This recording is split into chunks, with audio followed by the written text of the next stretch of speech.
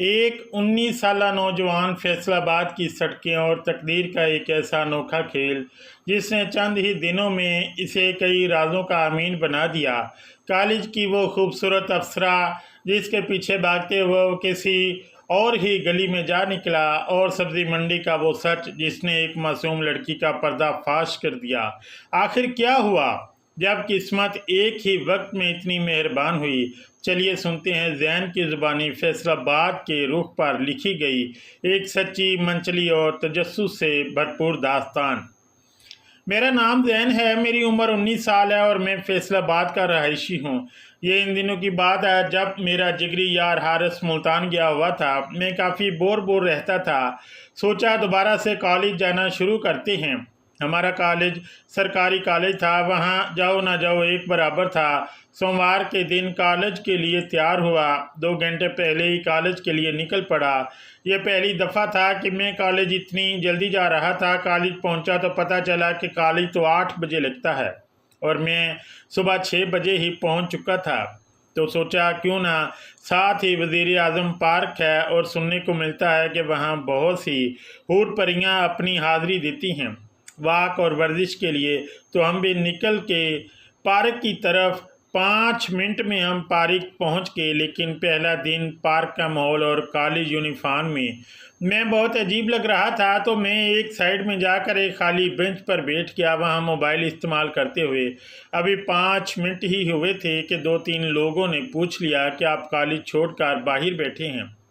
इनको बताना पड़ा कि कॉलेज लेट लगता है और मैं जल्दी आ गया। ऐसे ही मोबाइल चलाते चलाते मेरा कॉलेज टाइम हो गया और जब कॉलेज पहुंचा तो देखा कि कुछ दोस्त भी आए हुए थे।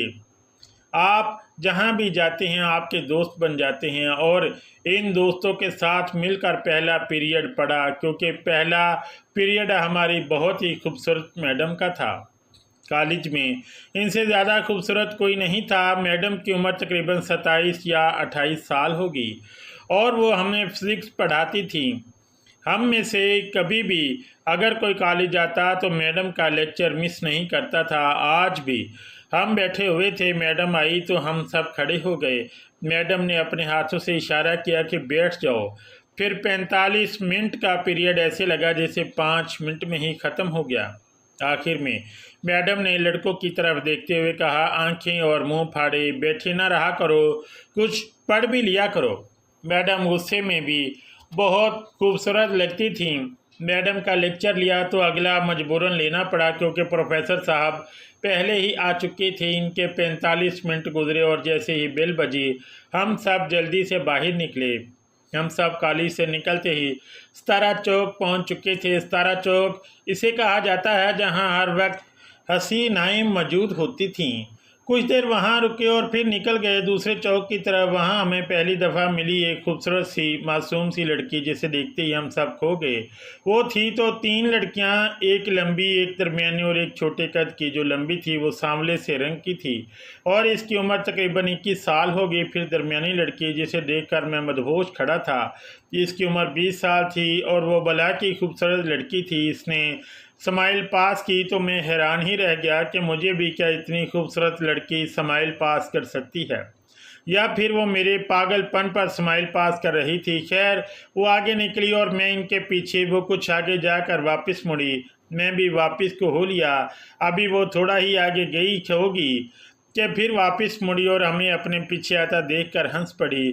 सीधा बोलने की ना मुझ में हिम्मत थी ना इस अप्सरा में। यही थी वो कॉलेज की अप्सरा। तीसरे चक्कर पर हम कैंटीन पर चले गए और थोड़ी देर में वो भी कैंटीन के सामने ग्राउंड में आ गई। मैंने फिर पीछे देखा और बात ऐसे स्टार्ट की कि मैं अपने दोस्त से ऊंची आवाज़ में बोलता और वो पीछे मुड़ कर देखती थी और हंसती थी। वो हंसते हंसते हमें चलाते चलाते जियालॉजी डिपार्टमेंट तक ले गई और फिर गायब हो गई। दोस्तों ने कहा हम अब कुछ पढ़ लेते हैं, तो मैंने कहा अब तुम जाओ, मैं घर जा रहा हूँ। वो चले गए। मैं 30 मिनट वहाँ घुमा फिरा। वापस जाने के लिए जहाँ इन्हें छोड़ा था वहीं से गुजरने लगा तो वो फिर वहीं मिल गई। अब की बार उन्होंने कोई रिस्पांस नहीं दिया और बार बार पीछे मुड़कर देखती रही और कॉलेज गेट की तरफ जाने लगी। मुझे भी समझ आ गया कि वो अब घर जा रही थी। मैं भी भागा और अपनी बाइक निकाली और अपने बॉयज़ गेट से निकलकर इनके गेट के सामने खड़ा हुआ। फिर मुझे लगा कि कहीं वो निकल न गई हो। मैंने कॉलेज के साथ वाली सड़क पर बाइक दौड़ाई मगर कुछ नहीं मिला। फिर दूसरी साइड बाइक दौड़ाई मगर इधर भी कुछ नहीं था। आखिर उम्मीद के साथ कॉलेज गेट पर पहुंचा तो मास्क पहने एक लड़की रिक्शे में बैठी थी और वो रिक्शा मेरे सामने से निकला और वो लड़की काफ़ी फटी आंखों से मुझे देख रही थी। मैंने बाइक मोड़ी और रिक्शे से थोड़े से फासले पर भगा दी। वो अगले चौक पर पहुंच गई और दाएं साइड एक सड़क पर चढ़ गई। मैं इनके पीछे पीछे था। खुशकिस्मती से उन्होंने मेरे एक पुराने दोस्त हारिस के घर की तरफ रिक्शा मोड़ा। मैंने भी इनको क्रॉस करते हुए 2-3 गलियां मोड़कर अपने दोस्त के घर के पास पहुंच गया। मुझे लगा तो सही कि वो पीछे से ही किसी और गली में ना चली जाए, मगर आज मैं भी हैरान था कि किस्मत इतना साथ दे रही है। 3-4 दफ़ा इत्तेफाकन कॉलेज में मिलवाया, अब घर तक पहुंचा रही है। फिर मैंने दोस्त के घर का दरवाज़ा बजाया। दोस्त के वालिद साहब निकले। मैंने पूछा कि कहाँ है हारिस, तो उन्होंने बताया कि वो गाँव गया हुआ है। इतनी देर में रिक्शा इसी गली में दाखिल हुआ और अब तो इसकी आंखें देखने वाली थी। वो बिल्कुल हैरान थी। पूरा रास्ता इसने पीछे मुड़ कर नहीं देखा था, लेकिन अब अचानक मुझे वहां देखकर हैरान थी। मैं भी अब ज़्यादा आगे जाना मुनासिब नहीं समझा। वहीं से वापस घर को चल दिया। सोचा कि अब कल ही देखते हैं क्या जवाब मिलता है। अफसरा का रिक्शा आगे निकलने के बाद मैं घर की तरफ चल दिया। इस रास्ते में एक मंडी थी। मुझे ख्याल आया क्यों ना आज अपनी मर्ज़ी की कोई सब्ज़ी घर ले जाऊं। सब्ज़ी मंडी दाखिल हुआ, बाइक साइड पर लगाई और सब्ज़ी देखने लगा। थोड़ी देर बाद मैंने सब्ज़ी ली और बाइक निकाल कर घर की तरफ भगा दी और रास्ते में आहिस्ता आहिस्ता मज़ा करता हुआ घर पहुंचा। घर जाकर सब्ज़ी एक साइड पर रखी और चुप करके सो गया। मैं 1 घंटा भी बड़ी मुश्किल से सोया होऊंगा कि अलार्म बज गया। मैं फ़ौरन उठा नहाया और बच्चों को पढ़ाने निकल गया। शाम को फारिग हुआ और फिर सोचने बैठ गया कि आज अचानक मेरे साथ क्या हो गया। किस्मत इतनी मेहरबान हो गई और ऐसे ऐसे काम मेरे साथ आज हो गए जो मैंने सोचा भी नहीं था, क्योंकि मुझ में किसी को देखने की कभी इतनी हिम्मत ही नहीं हुई थी। अगर कोई लड़की देख लेती तो मैं फ़ौरन आंखें नीचे कर लेता था। मैंने अपने जिगरी दोस्त को फ़ोन किया और इसे मुकम्मल कहानी तफसील से बताई। मुझे बात करते करते तकरीबन 1 घंटा हो गया। इसे बस करने का कहा और फ़ोन काट दिया और फिर सोचने लगा कि सुबह कॉलेज वाली अफसरा क्या कहेगी कि मैं इसके घर तक पहुंच गया। कहीं मुझे ही कोई खड़ी खड़ी ना सुना दे। लेकिन वो थी मनमौजी। इसे तो इल्म ही नहीं था कि आज क्या हुआ है और मैं इसे समझते हुए किसी और लड़की के पीछे कहाँ तक पहुँच गया। अगली सुबह जब आँख खुली तो मैं फिर 6 बजे से पहले ही उठ चुका था। मुझे कॉलेज की अफसरा की याद आई तो मैं फ़ौरन कॉलेज के लिए तैयार होना शुरू कर दिया और तैयार होकर कॉलेज के लिए निकल पड़ा। रास्तों में रिक्शों को देखते देखते मज़े करते मैं कॉलेज जाने के बजाय डायरेक्ट पार्क पहुंच गया और पार्क में अंदर दाखिल होते ही सामने एक ग्राउंड है। बस वहां देखा, वहां कई आंटियां और कई लड़कियां बैठी थीं। मैंने इन सब को देखा। सब एक से बढ़कर एक थीं, हुस्न की परियां। अभी इनसे नज़र हटाकर ट्रैक पर देखा तो सामने भी कई फूल ट्रैक पर वाक कर रहे थे, मगर ज़्यादातर फूलों के साथ कांटे मर्द भी मौजूद थे। इसलिए ऐसे फूलों और ऐसे नावों को ना देखना ही मुनासिब था। ट्रैक पर देखते देखते मैं कल वाले बेंच तक पहुंच गया, मगर आज वहां 2 लड़के एक्सरसाइज कर रहे थे तो सोचा क्यों ना मैं भी थोड़ी एक्सरसाइज कर लूं। मैं इससे पहले 6 महीने जिम कर चुका था। मैंने इनके साथ थोड़ी बहुत एक्सरसाइज की और फिर निकलने के लिए कॉलेज की तरफ रास्ते में जितने रिक्शे देखे जा सकते थे देखे और पहुंच गया कॉलेज गेट पर। लेकिन कॉलेज गेट अभी ओपन नहीं हुआ था। देखा तो एक लड़का खड़ा था। इसे ऑफर की कि चल कुछ वक्त घूम कर आते हैं, लेकिन इसने मना कर दिया तो मैं भी बाइक से उतरा, बाइक साइड पर लगाई और खड़ा हो गया। थोड़ी देर में जहां खड़ा था वहीं एक रिक्शा आकर रुका। इसमें पीछे 3 लड़कियां बैठी थी, कॉलेज गर्ल्स, और ड्राइवर एक बड़ी उम्र का आदमी था। वो उतर कर एक साइड वाली गली में चला गया। वो लड़का भी अपनी जगह छोड़कर मेरे साथ खड़ा हो गया और देखने लगा और बोला कि ये बाबा रोज़ इसी टाइम यहाँ आकर रिक्शा रोकता है और मज़ीद 3 लड़कियों को बुलाने जाता है। मुझे समझ आ गई कि ये शरीफ साहब मेरे साथ क्यों नहीं जा रहे थे। ये 3 लड़कियाँ 20 या 22 साल की थीं और खूबसूरत भी। मैंने इनके चेहरे देखे, वो मासूमाना और प्यारे थे। इतनी देर में मज़ीद 3 लड़कियां और आ गईं। पहले वाली लड़कियों के निस्बत ये 3 थोड़ी कम उम्र की थीं, 19-20 साल की होंगी। वो तीनों आगे बढ़ गईं। जब रिक्शा निकलने लगा तो पीछे की एक लड़की ने मेरी तरफ देखते हुए दूसरी से कुछ बात कही और देखते ही देखते रिक्शा सड़क पर मुड़ गया। इधर जूनियर ने ही मुझे हिलाया, भाई कॉलेज खुल गया है। मैंने भी कहा तो चल मैं आता हूँ। बाइक लेकर कॉलेज में दाखिल हुआ और कॉलेज की पिछली साइड पर पहुँच गया। वहाँ ज़्यादातर बुंग करने वाले होते हैं। वहाँ बैठ गया। थोड़ा सा बहुत सोचा कि आज अप्सरा से कैसे मिलना है। फिर ख्याल आया कि कल वो तीसरे पीरियड में मिली थी, तो आज 2 पीरियड ले लेते हैं और तीसरे में सितारा चौक जाकर देख लेंगे। पहला पीरियड अपनी क्रश का लिया, मतलब मेरी मैडम फिज़िक्स की प्रोफेसर। इतनी खूबसूरत लड़की, मैं बस इसे देखने में खोया रहा। इसकी मोटी मोटी आँखें क्या ही खूबसूरत प्रोफेसर थी। बस इसकी खूबसूरती के तराने दिल में गाते गाते पता ही नहीं चला कि पीरियड फिर से ख़त्म हो गया और अगला पीरियड शुरू हुआ। जब आधा होने के करीब था तो मेरे बाहर नज़र पड़ी। 3 लड़कियां जिसमें अप्सरा भी होती थीं वो नज़र आईं। इसका हमें पता ऐसे चलता था कि लास्ट वाली का कद काफ़ी छोटा था और वो होती भी इनके साथ थी, तो इससे हमें पता चल जाता था कि वही जा रही हैं। अब आधा पीरियड हुआ था, ना मैं बाहर निकल सकता था ना कुछ और कर सकता था। मजबूरन मुझे बैठना पड़ा। जैसे तैसे करके पीरियड ख़त्म हुआ। मैं बाहर निकला, दोस्तों को इकट्ठा किया और निकल लिए। मैंने अपने दोस्तों को बताया कि अभी नज़र आई थी मुझे। इसमें एक और दोस्त ने मेरी हमायत कर दी कि हाँ मुझे भी नज़र आई थी। वो छोटे कद वाली, इसके साथ 2 और भी थीं।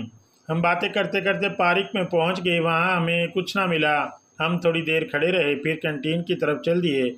फिर हम सब कैंटीन से भाग कर लंबा चक्कर काटा और कॉलेज के दरमियान में पहुंच गए। इतने में एक दोस्त बोला, वो देखो अप्सरा जा रही है।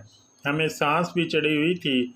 इसकी बात सुनकर सब हंस पड़े और देखा तो जनाब अप्सरा और लंबी लड़की वो दोनों कैंटीन की तरफ ही जा रही हैं।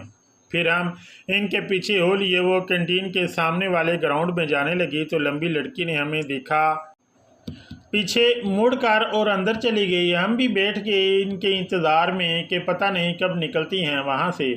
कुछ हिस्सा नज़र तो आता था ग्राउंड का, मगर कुछ नहीं आता था। जहाँ आता था वहाँ उन्होंने 3-4 चक्कर लगाए जैसे वॉक कर रही हों। थोड़ी देर हुई कि मुझे नज़र आया कि छोटी लड़की बाहर निकल रही है। मैंने अपने दोस्तों को हिलाया और कहा, चलो उठो, छोटी निकल रही है। अगर ये है तो बाकी दोनों भी साथ होंगी।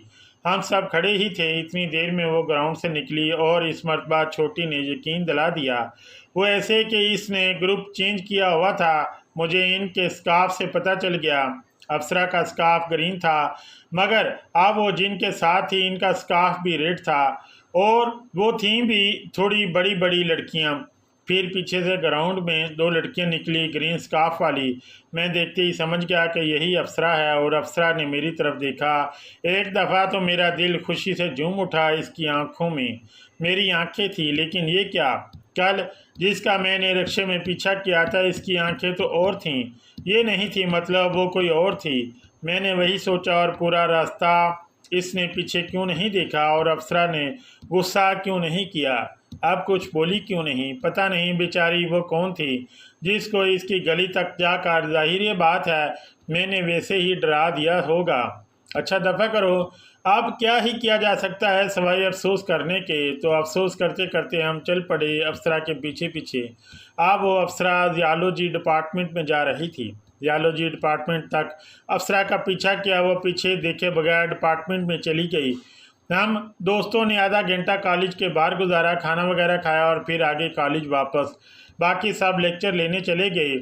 मैं और मेरा एक दोस्त रह गए। थोड़ी देर वेट किया जियोलॉजी डिपार्टमेंट के पास, तो वो आ गई जिसका इंतज़ार था। अब फिर वो गेट की तरफ जाने लगी और फिर से पीछे मुड़ मुड़ कर देख रही थी। मैंने दोस्त को कहा कि यार मैं बाइक निकाल रहा हूँ, तू नज़र रख। मैंने बाइक निकाली और हम बाहर निकल गए, लेकिन वो नहीं निकली।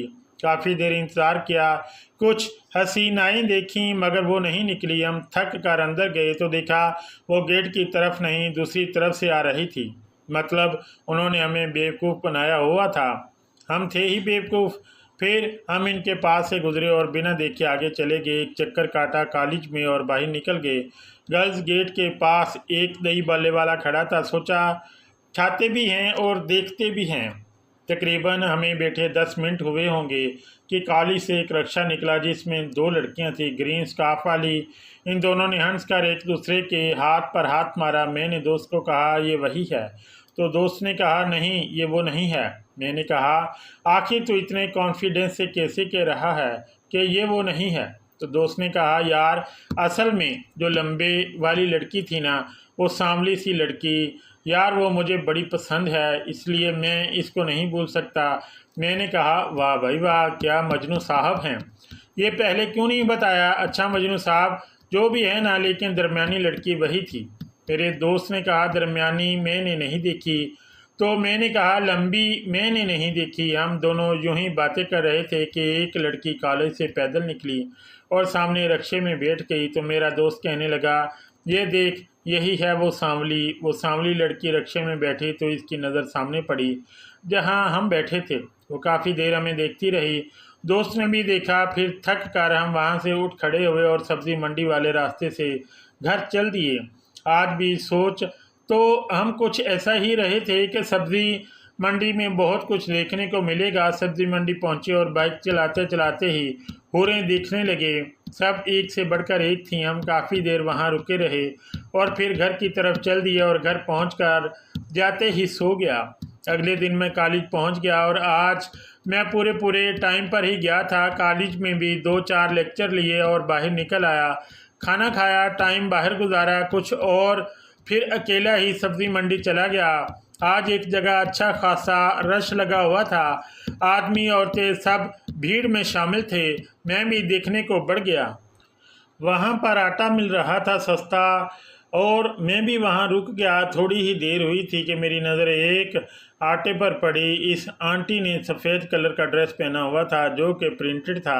आंटी की उम्र को 30 या 31 साल की थी और आंटी के आगे एक लड़की खड़ी थी जो आगे आटे की तरफ ही मुतवज्जह थी। कुछ देर पहले तो आंटी भी आटे की तरफ ही देख रही थी मगर अब वो मेरी तरफ ही देख रही थी। कुछ देर बाद आंटी के आगे जो लड़की खड़ी थी वो पीछे मुड़ी और कहा कि अम्मा आटा ख़त्म हो गया है, अब सुबह ही मिलेगा। वो लड़की मास्क में थी और आंखें बहुत खूबसूरत थीं और उम्र 20-21 साल के दरमियान होगी। आंटी पीछे की तरफ पलटी और बाहर को चल दी। पीछे पीछे वो लड़की भी चल रही थी और वो दोनों चली गईं। कुछ देर मैंने वहाँ का जायज़ा लिया, फिर घर पहुँच गया कि सुबह टाइम से कॉलेज आ जाऊँगा। मगर घर जाकर जब सोया तो जहन फ्रेश हुआ और याद आया कि सुबह तो इतवार है, मतलब कॉलेज से छुट्टी है। फिर सोचने लगा कि क्या करूं, सुबह कैसे जाऊं। फिर यही सोचा कि सुबह फरमाबरदार बच्चा बनकर घर वालों की सब्ज़ी लेने सब्ज़ी मंडी जाऊंगा। अभी इन्हीं सोचों में गुम था कि घर वालों ने कहा कि घर में वेला रहता है, कोई काम काज कर लिया कर। साथ साथ तो मुझे याद आया कि रात का कोई काम काज देखते हैं। वैसे भी रात देर तक जागता हूँ तो चलो कोई काम ही कर लें। फिर दोस्तों से बात की, काल पारीन से पूछा कि रात का कोई काम काज किया जाए तो ज़्यादा दोस्तों ने ऑनलाइन काम का कहा। मैंने भी सोच लिया कि जल्दी से जल्दी ऑनलाइन काम भी शुरू करते हैं। इसके बाद कॉल की जिगरी यार हारिस को की। इससे पूछा कहाँ है, तो दोस्त बोला किनूवाला में। मैंने कहा तू पागल है, बताया ही नहीं तो आ रहा है। दोस्त बोला अब बता दिया ना, चल आ जा लेने अड्डे पर। मैंने कहा बहुत अच्छे मेरी जान। दोस्त बोला रुक जा अभी अड्डे पर पहुंचने दे, फिर कॉल करता हूं। मैंने कहा ठीक है जल्दी करें कॉल। दोस्त बोला अच्छा हौसला रख। मैं अब बड़ा खुश था कि चलो अब जिगरी यार है साथ है, अब तो दिन रात घूमेंगे। मैंने रुकने की बजाय बाइक निकाली और बस स्टैंड की तरफ निकल गया। रास्ते में क्या देखा क्या नहीं मैंने कोई गौर नहीं किया। मुझे तो सिर्फ अपने यार से मिलने की जल्दी थी। मैं बाइक को भगाते हुए बस स्टैंड पहुंचा और वहां यार का इंतज़ार करने लगा। कुछ देर बाद इंतज़ार ख़त्म हो गया। मेरे जिगरी यार ने कॉल की। मैंने कहा कहाँ है यार। बोला बस ने पीछे स्टॉप पर उतार दिया, अड्डे पर नहीं गया। मैंने कहा मैं यार अड्डे पर पहुंचा हुआ था। कोई नहीं तू 2 मिनट सब्र कर, मैं आया बस। फिर लटके हुए मुंह के साथ बाइक निकाली और लास्ट स्टॉप पर पहुंचा।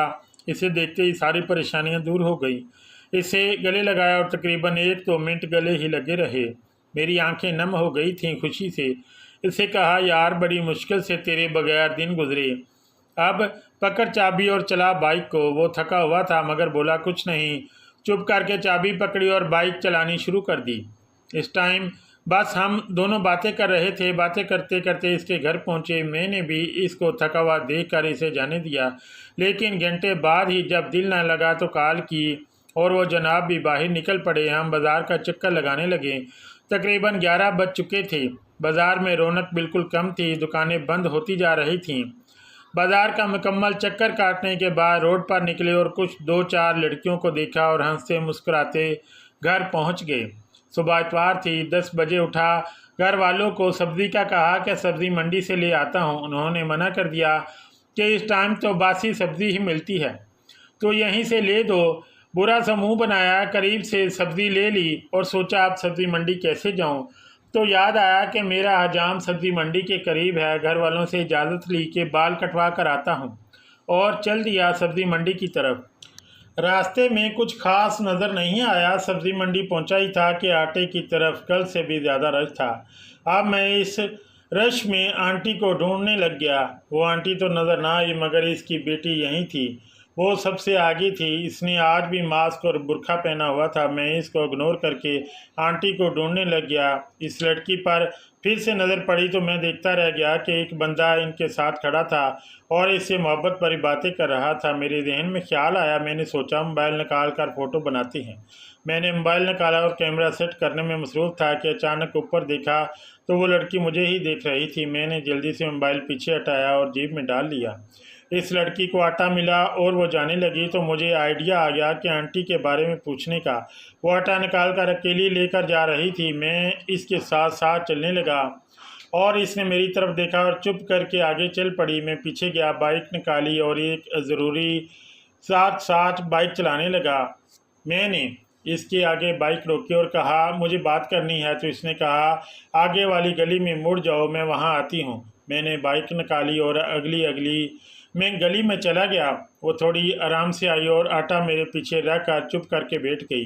मैंने आहिस्ता आहिस्ता बाइक एक रोड की तरफ चला दी। मैंने कहा, डरो नहीं, मुझे तुमसे कोई बात नहीं पूछनी, मुझे सिर्फ तुम्हारी अम्मी से मिलना है। तो लड़की बोली, मेरी अम्मी? मैंने कहा, हाँ वही जो कल तुम्हारे साथ थी। तो लड़की बोली, ओ प्लीज़ मेरी सास को कुछ मत बताना कि मैं इस लड़के से बात कर रही थी। मैंने कहा, वो तुम्हारी सास है? तो लड़की बोली, जी। मैंने कहा, मुझे तुमसे कोई मतलब नहीं है और न ही मैं इन्हें कुछ बताऊंगा। लड़की ने कहा, ठीक है। फिर मैंने कहा, अच्छा ये बताओ आज तुम्हारी सास क्यों नहीं आई? लड़की बोली, इनकी तबीयत ख़राब है इसलिए नहीं आई। तो मैं बोला, तुम्हारा ससुर कहाँ है? लड़की बोली, जी वो तो अमान होते हैं और साल साल बाद आते हैं। फिर मैंने कहा, और तुम्हारा शोहर कहाँ होता है? वो लड़की बोली, वो जी कराची होते हैं और वहाँ काम करते हैं। अच्छा अब मेहरबानी करें, आपने जैसे जैसे पूछा मैंने सब सच सच बता दिया। अब मुझे जाने दें, मुझे लेट हो रही है। मैंने कहा, अच्छा बताओ तुम्हारा घर कहाँ है, मैं तुम्हें छोड़ देता हूँ। तो लड़की बोली, जिस गली से मैं आपके साथ बैठी हूँ इससे आगे तीसरी गली में मेरा घर है। आप मुझे मेहरबानी करके बस इसी गली में छोड़ दें। फिर मैंने कहा, चुप करके बैठो और अपना घर दिखाओ मुझे, मैं तुम्हें वहाँ छोड़ कर आता हूँ। वो मुझे घर का रास्ता बताने लगी और मैं इसको इसके घर के बाहर छोड़ कर आ गया और इसे कह दिया कि कोई भी अगर मेरा पूछे तो बता देना कि मैं तुम्हारी सास का भांजा हूँ, और अगर सास पूछे तो इसे बताना कि कल सब्ज़ी मंडी में मिला था और कल तुम्हारे घर चक्कर लगाऊंगा। ये लड़की परेशान खड़ी थी कि क्या वाकई ये मेरी सास का भांजा है, मगर मैं इसे इन्हीं सोचों में छोड़कर वहाँ से निकल आया। इस प्यारी लड़की को छोड़कर निकला और अपने हजाम के पास पहुंच गया। हजाम को कहा कि यार कटिंग वगैरह ही कर दे। काफ़ी अरसे से एक ही हजाम से बाल बनवा रहा था तो वो तकरीबन दोस्त जैसा ट्रीट करता था। हजाम कहने लगा, आज कैसे आना हो गया? मैंने कहा, यार वो सब्ज़ी लेनी थी तो आ गया। तो हजाम बोला, तो ली नहीं, जाते हुए ले लूँगा। मैंने कहा, यार अभी तो साफ़ भी नहीं मिली, सोच रहा हूँ बस कटिंग करवा कर चला जाऊँ, फिर कभी ले लूँगा। फिर कुछ देर में मेरी कटिंग हो गई और मैं वहाँ से निकल गया और रास्ते में मुझे एक लड़की नज़र आई रिक्शे पर। वो अकेली पीछे को बैठी हुई थी। मैं भी इस रिक्शे के पीछे चल रहा था। वो लड़की कभी नीचे देखती कभी मुझे देखती और इतने में रिक्शा मुड़ गया और मैं सुकून से घर पहुंच गया। तकरीबन 1 बज रहा था। मैंने नहाया, खाना खाया और सो गया और मेरी आंख शाम में खुली। मुंह हाथ धोया और जिगरी दोस्त की तरफ निकल गया। वहाँ वो अपने ऑफिस में कुछ मसरूफ़ बैठा था। मैं चुप करके बैठा सोचों में गुम था। अचानक मुझे याद आया कि घर वालों ने कोई काम ढूंढने का भी ज़िम्मा लगाया था, तो मैंने दोस्तों को मैसेज करने का स्टार्ट कर दिए, यार कोई अच्छा सा रात का ऑनलाइन काम ही बता दो। एक दोस्त ने कहा कि कॉल सेंटर कर ले। मुझे इसका आइडिया पसंद आया तो इसे कहा, चल चलते हैं जहाँ तू कह रहा है। इसने कहा, ले मैं तो अपने राब्ते वाली जगह पर जाऊंगा, लेकिन इंटरव्यू खुद पास करना पड़ेगा। दोस्त ने कहा, यार तू कल की तैयारी रख। तो मैंने कहा, कल क्यों, आज ही चलते हैं। मेरा दोस्त बोला, ओ भाई इनको भी आराम करने दे, कॉल सेंटर से हफ्ता इतवार को छुट्टी होती है। तो मैंने कहा, अच्छा यार लड़कियां तो नहीं होती ना। फिर मेरे दोस्त ने कहा, हाँ लड़कियां होती हैं मगर अलग कमरे में होती हैं। हाँ किचन में और बाहर आमना सामना हो जाता है। दोस्त से बात ख़त्म की तो इधर जिगरी यार हारिस भी फ्री हो गया। इसको लेकर मैं चला गया वज़ीर आज़म पार्क। वहाँ इन दोनों कुछ महफिलें लगी हुई थीं, मतलब मेले वगैरह, तो रश काफ़ी था। हम जैसे ही पहुँचे, रश की वजह से पुलिस वालों ने कहा कि सब इधर बड़े दरवाजे से आ जाएं, और बड़ा दरवाज़ा खोल दिया। सबको जल्दी थी। इसी जल्दी में हम भी अंदर दाखिल हो गए। हम गेट के करीब ही खड़े थे कि पुलिस वालों ने पार्क का बड़ा गेट फिर से बंद कर दिया और फिर सब छोटे गेट से आना शुरू हो गए। इधर पुलिस वाला छोटे गेट पर खड़े लड़कों को कह रहा था कि फैमिली आ सकती है, अकेले अंदर नहीं आ सकते। हम दोनों तो खुश हो गए क्योंकि हम इन लड़कियों के साथ अंदर आए थे जैसे हम इनकी फैमिली हों। मैं दोस्त को लेकर कंसर्ट वाली साइड पर चला गया। वहाँ मैंने सबा आपा आंटी देखी, जिसके साथ 2 लड़कियाँ भी थीं। मैं आंटी को साइड जाकर खड़ा हो गया और आंटी को सलाम किया। फिर मैंने कहा, मैम आपने अपना नाम नहीं बताया। तो आंटी बोली, मेरा नाम सबा है। मैंने कहा, शुक्रिया सबा आपा, और इन मोहतरमा का तारफ़। तो आंटी बोली, ये मेरी बहुत ही प्यारी देवरानी है। मैंने कहा, प्यारी तो हैं। इस बात पर वो दूसरी आंटी हंस पड़ी। सबा आपा शक्ल से ही काफ़ी अच्छी लगती थीं। फिर सबा आपा बोली, अच्छा अभी के लिए बहुत बातें होगी, बच्चियां इंतज़ार कर रही होंगी, अब हम चलते हैं। मैंने मुस्कुरा कर इन्हें अलविदा कहा और हारिस की तरफ देखा जो हैरत से मेरा मुंह तक रहा था। मैंने इसके कंधे पर हाथ रखा और कहा, चल यार अब ऑनलाइन काम ढूंढना है और कॉलेज में अपनी फिज़िक्स वाली मैडम का लेक्चर भी तो लेना है। हम दोनों हंसते हुए पार्क से बाहर निकले और फैसलाबाद की रोशन सड़कों पर बाइक दौड़ाते हुए मुझे लगा कि ज़िंदगी कितनी खूबसूरत और महमजोई से भरपूर हो गई है। दोस्तों, ये थी ज़ैन की फैसलाबाद के चौकों, पार्कों और गलियों में घूमी हुई एक यादगार दास्तान। इस कहानी से हमें यह सीखने को मिलता है कि ज़िंदगी हमेशा गैर मुतवक्के होती है। कभी कभी जिस रास्ते पर हम किसी और की तलाश में निकलते हैं, किस्मत हमें किसी बिल्कुल ही अनजान मोड़ पर खड़ा कर देती है। अगर आपको ज़ैन की ये दिलचस्प कहानी पसंद आई हो तो वीडियो को लाइक करें, अपने दोस्तों के साथ शेयर करें और ऐसे ही मज़ीद किस्से सुनने के लिए चैनल को सब्सक्राइब करना ना भूलें। शुक्रिया। अल्लाह हाफिज़।